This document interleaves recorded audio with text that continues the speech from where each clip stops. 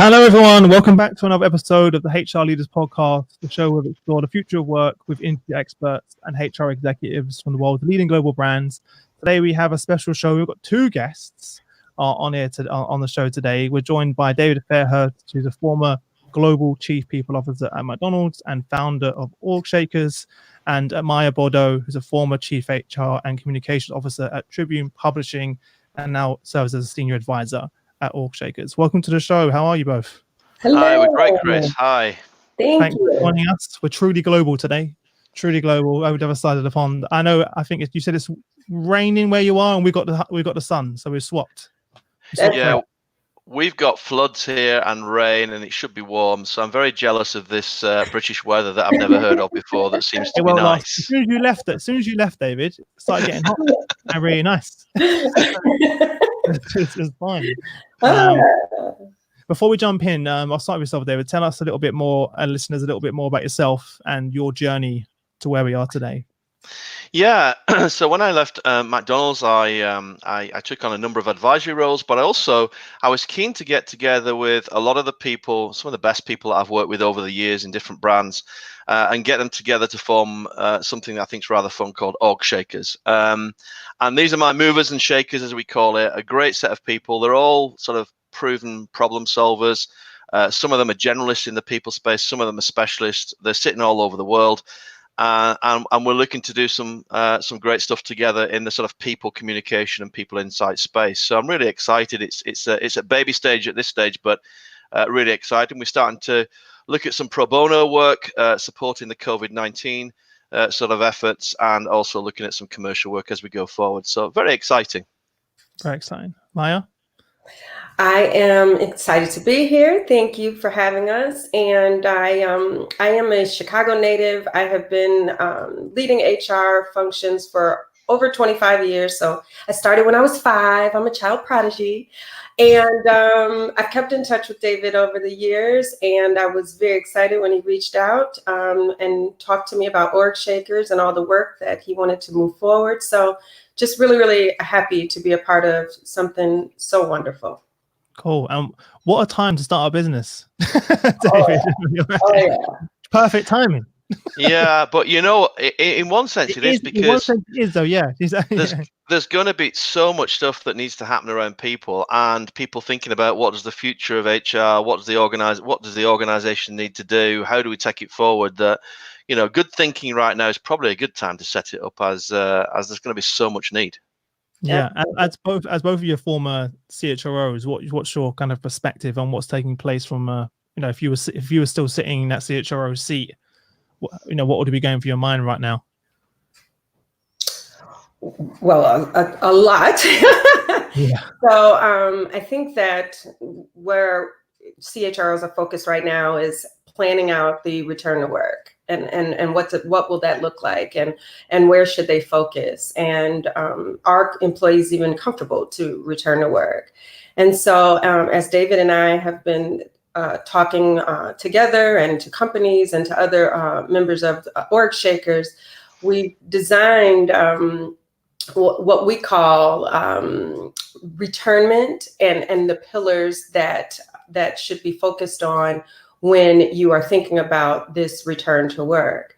And because this pandemic has impacted people so significantly, there has to be some focus on the physical, the emotional, the mental impact of this pandemic. And I think that although HR has historically focused on taking care of their people, we just have to be much more thoughtful about what that means post-pandemic.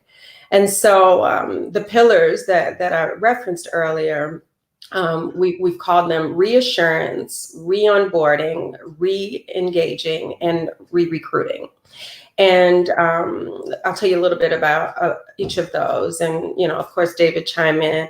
So for reassurance, that's the focus on the person, on the people, on their well-being. How are they doing? How are they going to positively re-engage in the workforce? Will they be able to come back to work? What additional resources will be necessary to support them so that they can be a productive, contributing employee?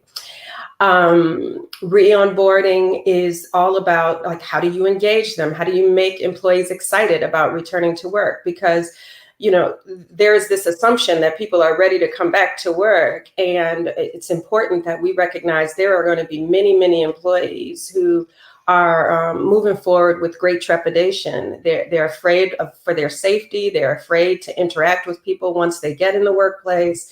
They're afraid of their productivity and can they perform at the same level because they've been working in a very different environment for the last few months. So, these are all the things that have to be considered. And then with re-engaging, it's about the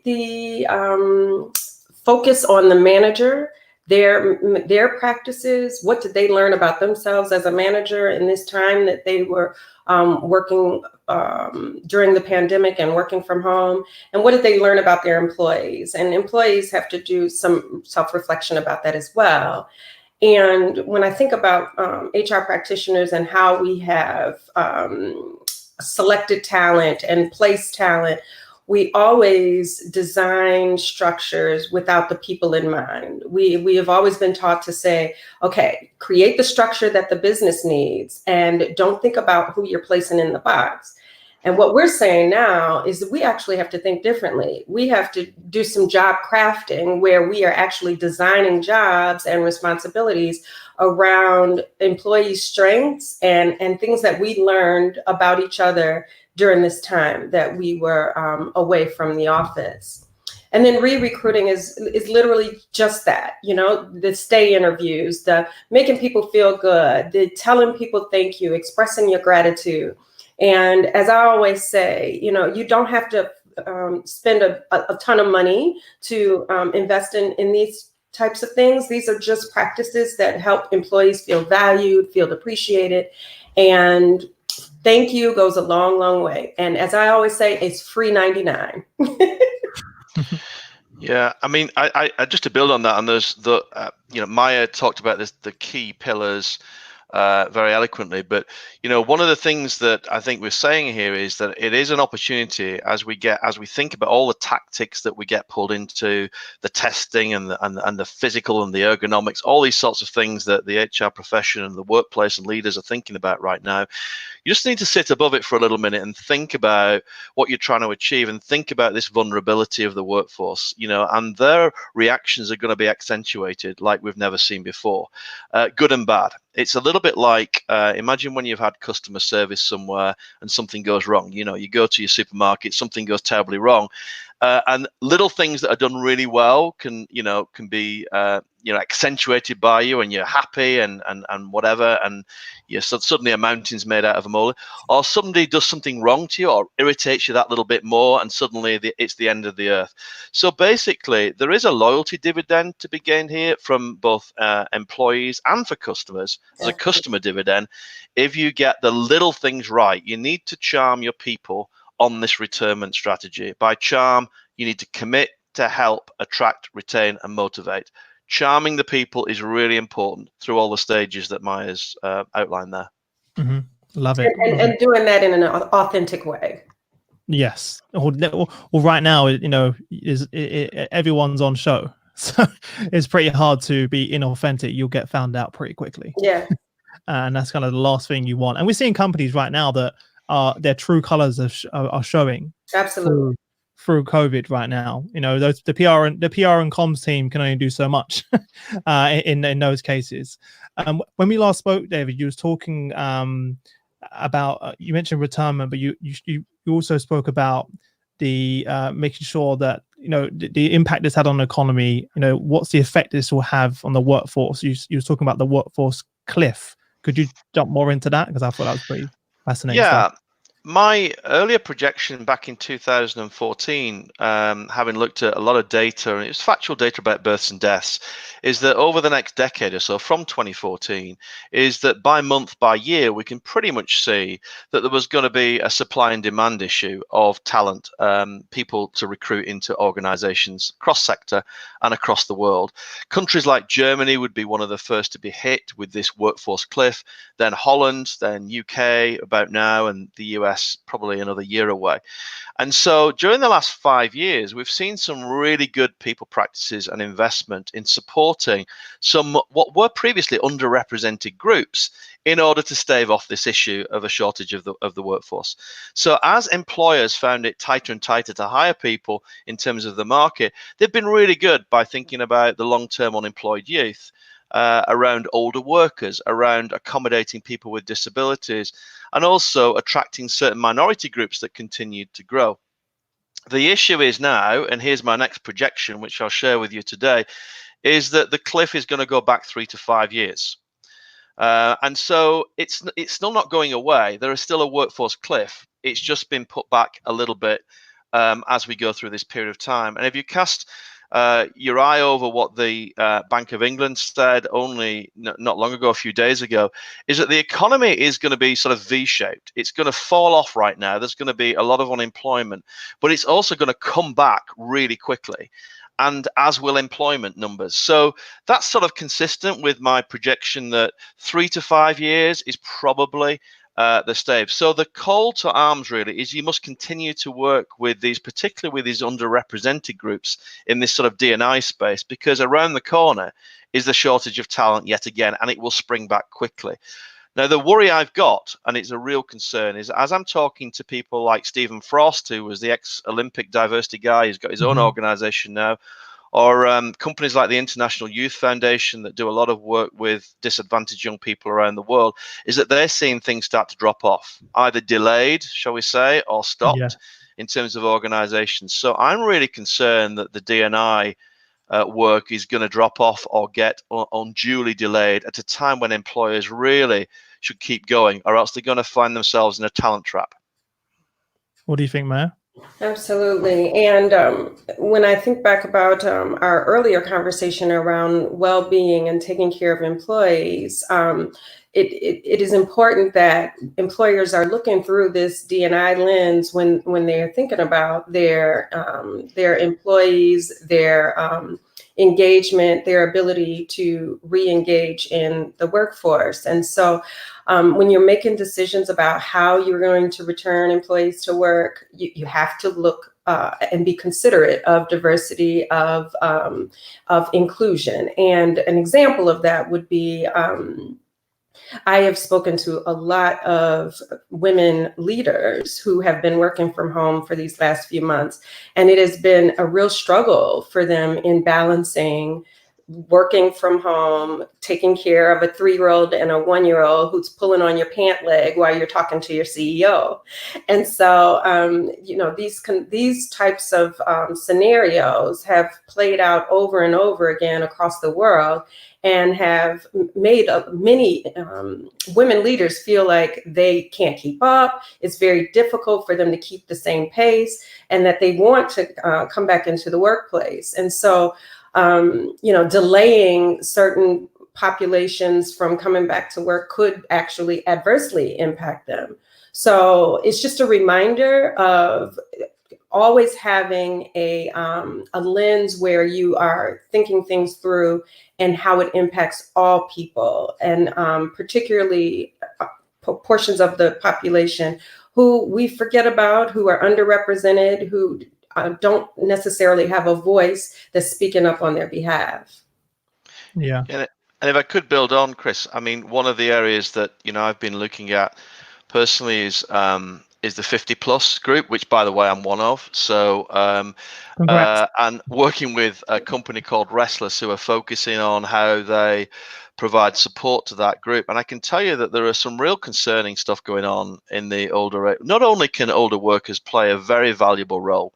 Years ago, I did a lot of research with Lancaster University and McDonald's, looking at just the true value that older workers can bring to customers and to organizations, and an important part of the workforce, even for companies who are perceived to be the employer of younger people like McDonald's. Older workers are really important. If I see what's going on now, I'm hearing stories of employers being put off hiring people over 50 because you're frightened they might get hit by the pandemic or the next pandemic. I'm also seeing the vulnerability of older workers. I mean, imagine you're exposed with this pandemic. imagine if this sort of remarginalization impact that we're talking about here continues to happen. This could be a really put diversity back 10 years for older workers. So I think we need to continue to focus on them. And just as we've talked about a dividend in terms of bringing back people back to work, loyalty dividend with your staff, a loyalty dividend with your customers, I think there's a diversity dividend as well. Because as Maya says, if you're working for a company right now, I don't want to see my company stop its apprenticeship scheme. I don't want to see my company stop focusing on older workers or people with disabilities or some of this D&I work, because that says a lot to me about my company. Even if it doesn't affect me personally, that says a lot to me about my company. So I think there's a dividend, a diversity dividend for companies that continue to do the right thing, even though it'd be very tempting to put some of this resource and finances into all of the short-term priorities that are going to hit the business right now. They need to keep doing this because there's a real payback. Well, and it also tells us that is the distinguishing of businesses who consider this to be a business imperative versus a luxury. And so when companies are tightening the belt, they're looking for ways to save money. Oftentimes they go to D&I programs, D&I efforts, training, the first thing that they want to cut. And so that sends the message that this is extra. This is a luxury. This isn't hardwired into our business. This isn't a business imperative. And I think those companies who have hardwired this into their business practices, and this is just how they do business, this is how they think, this is how they make decisions, they will be the companies who win. They will be the companies that experience great benefits from the loyalty and D&I dividends that David speaks of. Yeah, and we said it before the show and on our first call, it's needed now more than ever. Absolutely. If there was ever a time where D&I could, shine and actually have a major impact both on the employees and the community outside it, now is the time. Now is the time. Now is the time. What else is on your mind? I know that there's a lot going on right now, a lot of work that you're doing. I know something you mentioned last time, which I'd love to jump into, is around job crafting. Could you share more on that, David? One of the things, I mean, we're going to see a number of things, and Maya, please add on, in what you might call the new work order, the workplace beyond COVID. And it's not all bad, but it's also not all about Zoom, right? Everybody keeps talking about remote working and whatever. That's part of it, but there's a lot more to it than that.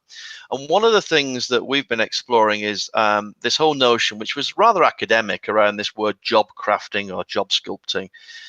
Which is the idea that post the Industrial Revolution, the way we organized work is that we made job descriptions that tell you what you're supposed to do, and then, evaluation systems to tell you how you're paid for what you do. And we almost created policies and practices that kept you within that job. So in many ways, the job description defined who you are and what you do in the organization. And that's how we made sense of it. And I understand why, that's how we made sense of organizations.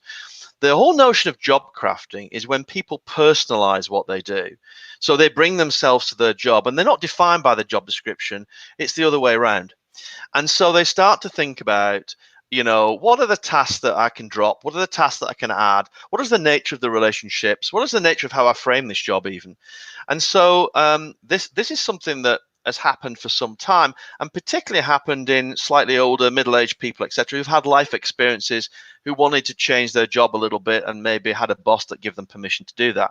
Well, I think there's going to be a revolution in job crafting, because what this shock has done, what this horrible pandemic has done, is allow people to think differently, not just about how they work remotely, about what tasks make sense, what tasks don't make sense, what could I change, what could I stop doing, what's the nature of my relationship with my boss, what does a boss look like, and so on and so forth. So even at the most junior level, in organizations where you would think jobs are hard to craft and personally change, I think, and for younger people, we're going to see a lot more job crafting. People are going to come back into the workplace and be thinking about, how can I personalize this job more? And will my manager allow me to do that and give me the space to think about how things could be different? A whole redefinition of the workplace. So I think it's exciting, because I think there's a lot of business benefit and employee engagement to be gained by opening up our minds to thinking about doing jobs and crafting jobs differently by allowing people to personalize, if that makes sense. Yeah, absolutely. And I think that the pandemic also forced people to do things they wouldn't normally do. So as everybody moves home to work, you're called upon and asked to do things that you wouldn't normally have been asked to do.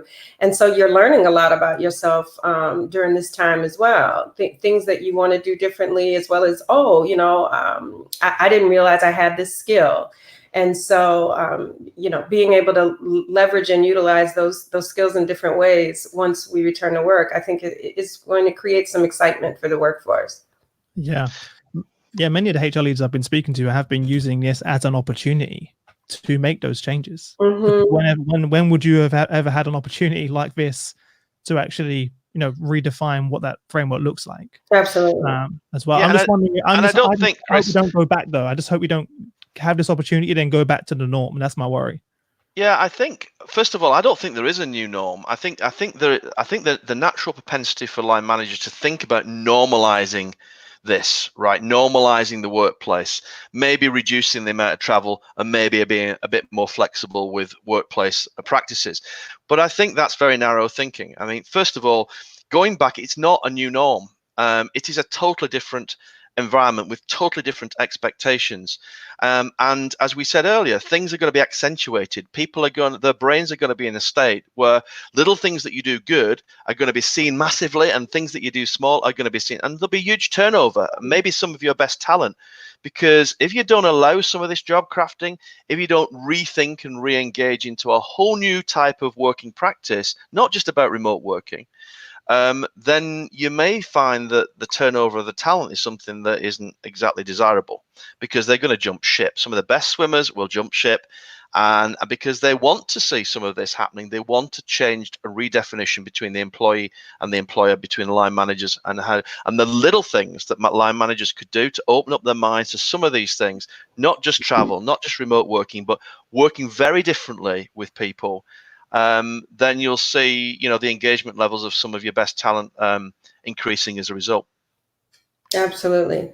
Which really makes it clear that you have to have leaders who have open minds, who are flexible, who are agile, who are open to these new ideas that employees will be bringing into the workplace. And although it is a trait or a characteristic that you always look for in leaders around flexibility and open-mindedness and being collaborative,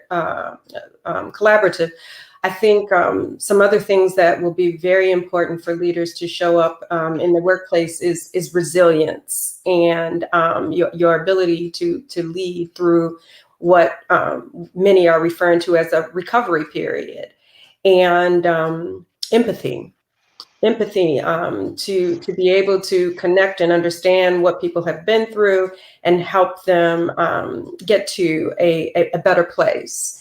And compassion and calm. I think so many leaders have learned many things about themselves and their ability or inability to lead in a calm and compassionate way through this pandemic and post-pandemic, because unfortunately the chaos is not over.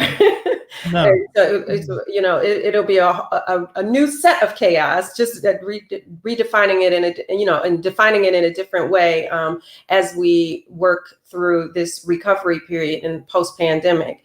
And so if you don't have a leader that is resilient, that is calm, that is understanding, that is open-minded, flexible, and ready to leverage employees' strengths in a new and different way, you will lose your people. Mm-hmm. Chris, there's also some, I completely agree with Maya, in terms of some of those skill sets and those approaches are going to really matter. I was asked a question last week by a CEO that asked me, what's going to be key for communication, and this is a big retailer, and I said, what's key is this authenticity. It's how you communicate. Yeah. You might not have all the answers, but it's the way in which you're engaging. It's the way in which you show vulnerability. But there's also some other things that are going to impact the workplace, not just this job crafting phenomenon that's going to change and that is not a new norm. It's going to be an entirely different working environment. One is going to be well-being. So the well-being was already a topic that was shooting up the agenda of corporate businesses. Yeah. It was the number one topic gain of boardrooms, I am led to believe, across the world in before this pandemic was well-being. It was creeping in quarterly for many organizations. And so this is going to boom, which is like, where's this going? I think that's going to be really interesting, even to the point where, I would argue that organizations should be thinking about appointing a chief well-being officer.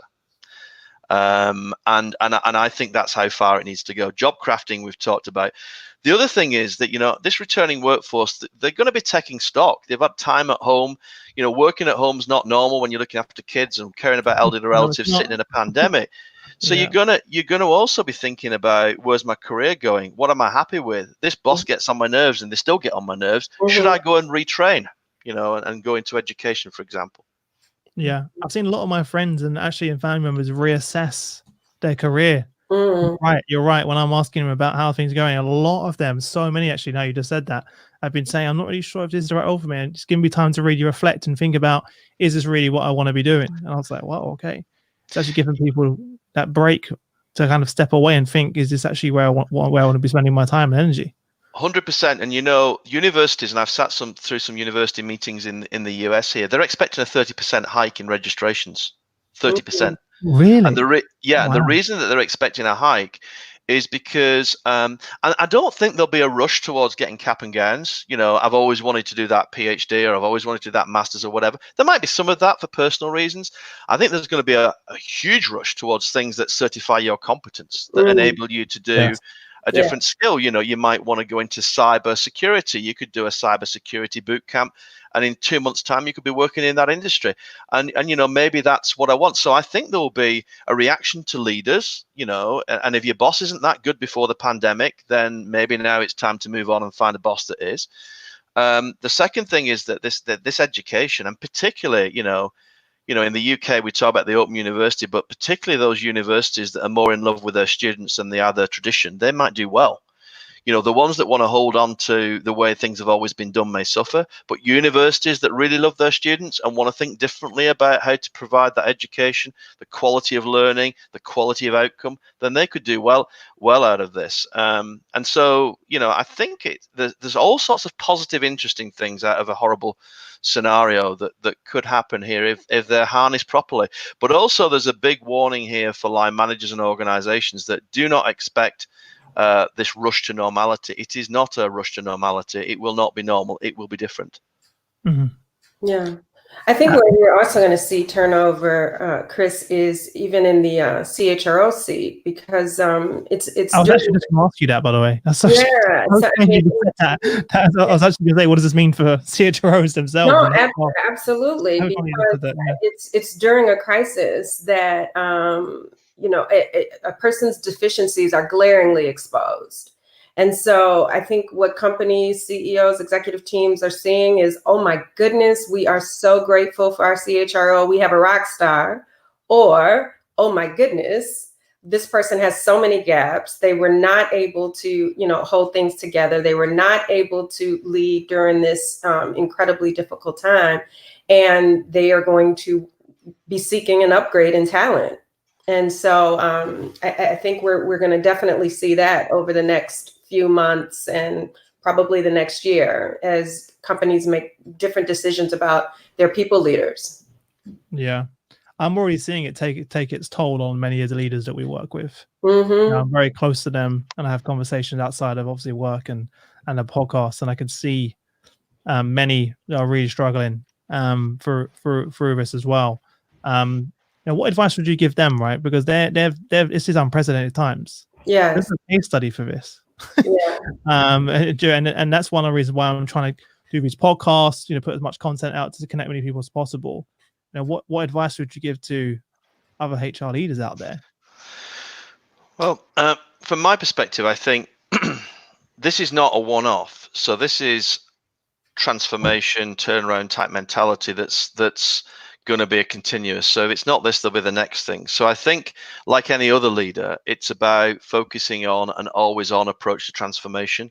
It's like, it's not where you put your armor on and suddenly realize that you're in a problem and you're dealing with it. It's going to be like that all the time. So this uncertainty, this unpredictability, where the answers are really difficult, you've got to find the best answers, not necessarily the right answers. So that's the first thing. I think it's about gearing HR directors and other leaders, gearing themselves up for an always-on attitude towards transformation. The second thing is there's going to be a lot of culture change coming out of this, culture work, culture change. And I'm not talking about value statements on the walls and stuff like that. I'm talking about real culture shifts. And I think there will be, how to harness and manage the culture shift in an organization is going to be a critical skill for the CPO. And I would say, you know, in my experience of that, by the way, as an aside, is it's never the top leadership team that you're really worried about with a culture shift. And it's not really the frontline workers who are willing to, in most cases, to be led and looking for that leadership. It's what you call Middle Earth. It's the middle of an organization that needs to shift. I call it Middle Earth. And the real skill, the second skill, I would say, is having HR people that can really help move that Middle Earth. That's one of the areas that OrgShakers are specializing on, helping think through how you move the center of that organization, because that's the only way you'll get culture change in an organization. The third thing I would say is, and it's the same for chief people officers as any other leaders, we've heard a lot about ambidextrous leadership and various terms that people have come out with. I love the simplicity of this, and leadership, AND. We need leaders and HR people who can manage today and the future, not just one or the other. So they can do everything that's needed right now, which is horrific amounts of stuff that needs to be thought through, but also keep the ship in the right direction and keep the strategy, keep an eye on the strategy. You have to do both. We need leaders who can do market and enterprise, who can think about their function or their country and also think across the organization. We need leaders who can execute and innovate.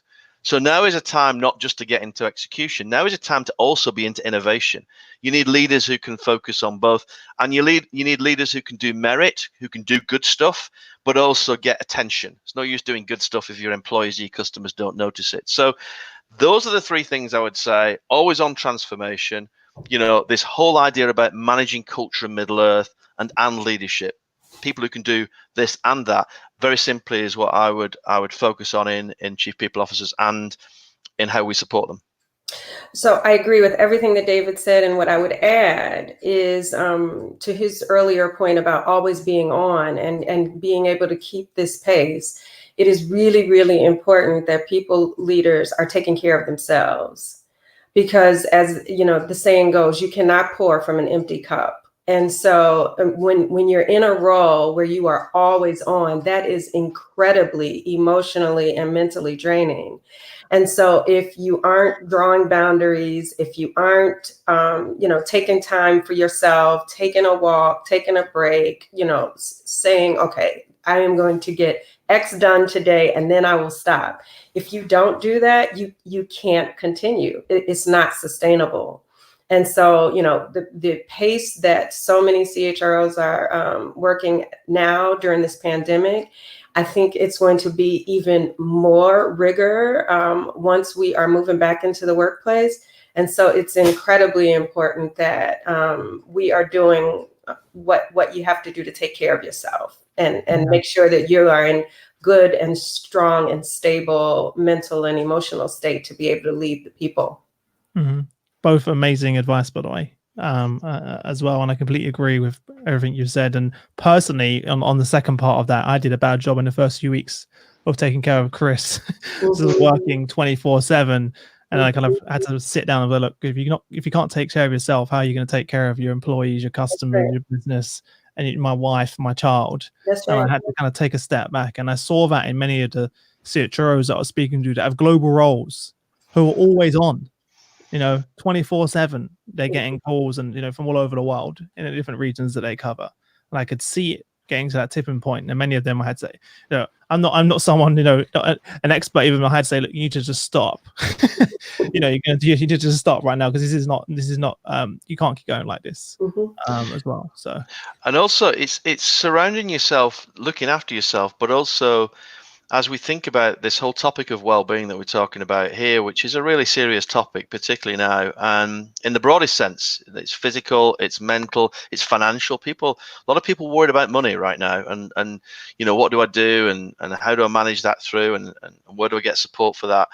But it's also about, I've been thinking about well-being along with the other OrgShakers, and we've been doing some work on this, and it struck me the most obvious thing, and it's a simple thing to say, but I'll say it anyway. The number one thing that line managers or those around you can do is demonstrate EQ, emotional intelligence. And that's the number one impact on well-being, is emotional intelligence of the frontline managers. So as well as looking after ourselves as HR professionals, if I was having a push or a focus, if you like, on how do I help the organization get through this, because I know well-being, I know all these trade-offs and tensions that are going through right now, I would say focusing on the emotional intelligence of line managers. What do I mean by that? Line managers that ask you the right questions, that set the right culture, that will be supportive. And there are lots of tactics of well-being. There's mental health first aid, there's this, there's that, there's hotlines, there's people that you can support people in many ways. But the number one thing is that you can get to those tactics through a supportive line manager. So focusing your resources, and this isn't always about big budgets, focusing your training department and focusing your recruitment department on managers with EQ, as old-fashioned as that term sounds right now, is the number one thing you can do for well-being, and probably one of the most impactful things you can do at relatively low cost. It's just about focus post-pandemic.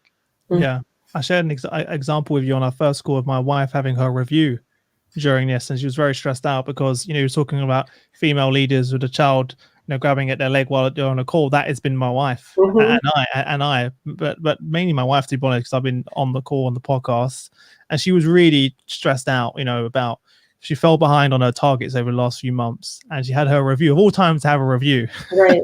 You have it right now, and she's on a Zoom call with her manager, and she was like very close to tears before the call started, and then on the call I was sort of sitting in the room as support in the background.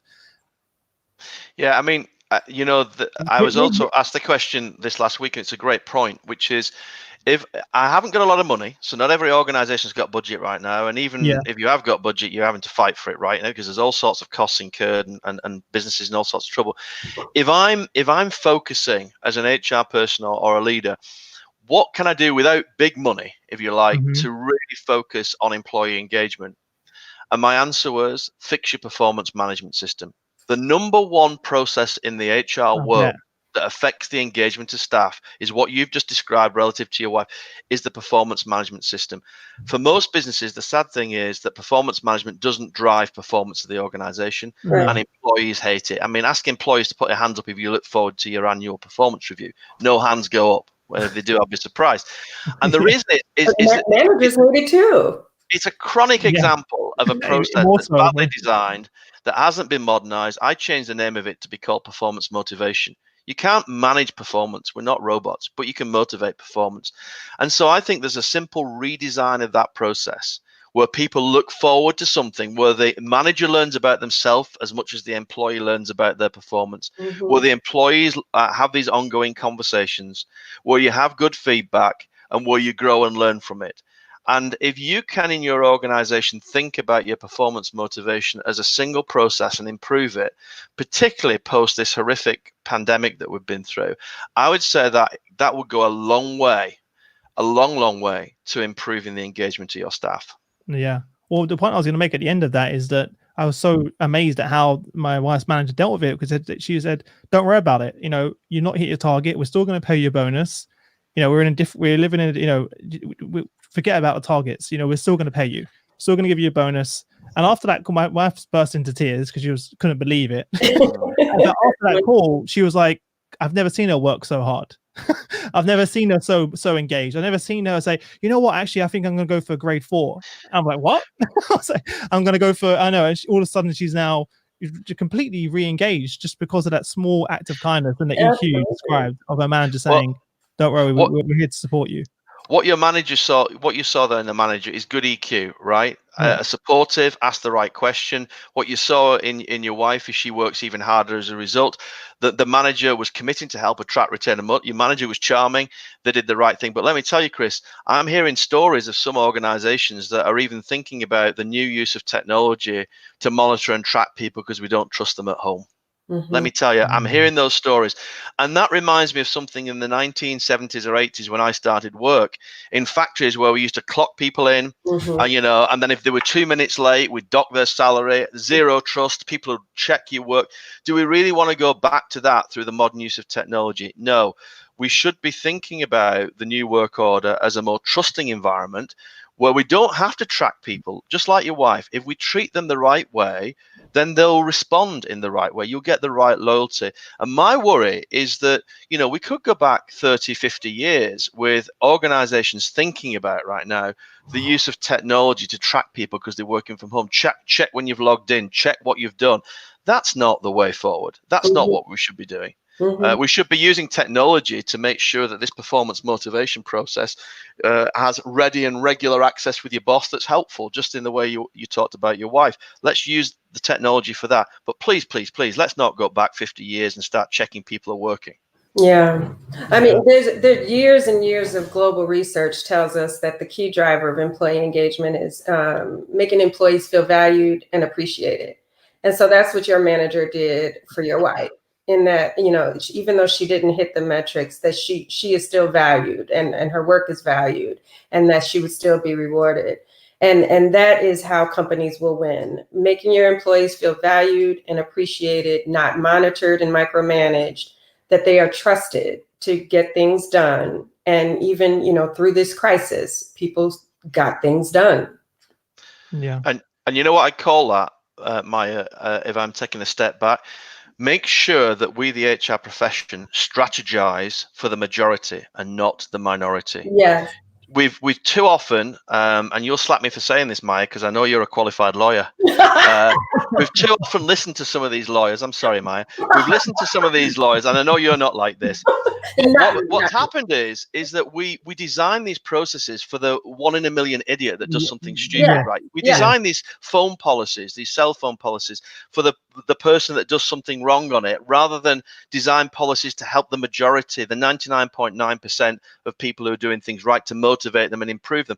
So this is what we mustn't fall in the trap of doing. Is there are always going to be idiots in organizations. Just deal with them separately. We can deal with them separately. We're good at that.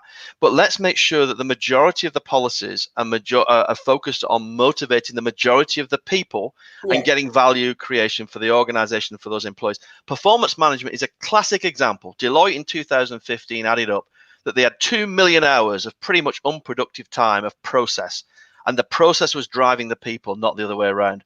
So let's have a think about let's take this opportunity post-COVID to look at all of our people policies and practices and say, are we designing to get the majority of people with us, motivated, productive, adding value to the organization?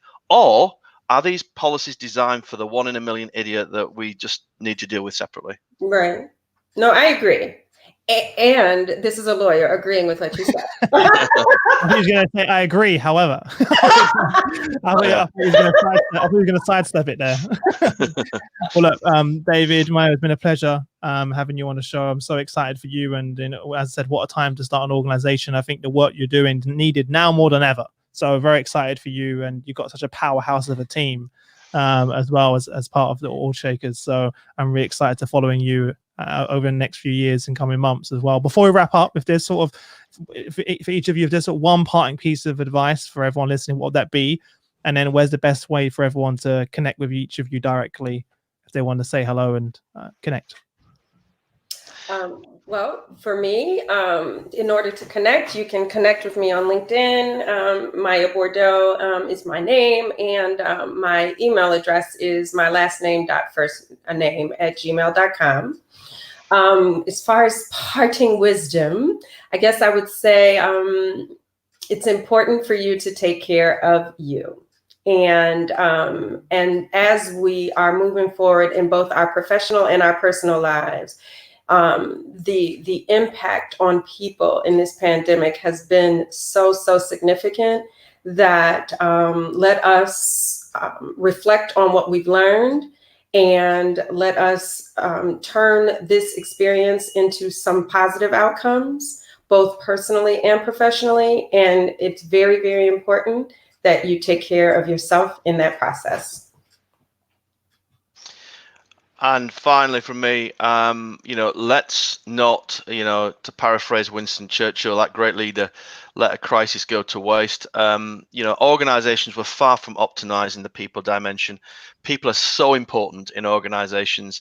And so let's use this horrific and horrible time to actually take a step back, see what we've learned, and make it even better. And I think the role of the chief people officers and those who are supporting them, like OrgShakers, I think we've got a very, very important leadership role to play in helping our organizations continue to add value. And you can contact any of us at OrgShakers.com. Amazing, guys. Well, thanks so much for joining us. Thanks to everyone on LinkedIn. We appreciate you tuning in. If you're new to the show, please subscribe, like, comment, share the post. We want to share this incredible knowledge with as many people on LinkedIn and on social media as possible. So please take a moment to do that. Obviously, connect with David and Maya on LinkedIn, and also check them out at OrgShakers.com. For those of you that are part of the HR Leaders Virtual Series, we look forward to seeing you next week for the People Analytics Virtual Summit. We're so excited to have you all with us. I can't believe that there's going to be over 5,000 HR executives joining us for that live summit. So see you all there. Apart from that, thanks again, David. Thanks again to Maya, and I look forward to seeing you all again soon. See you later. Bye. Thank you. Thank you. Bye-bye.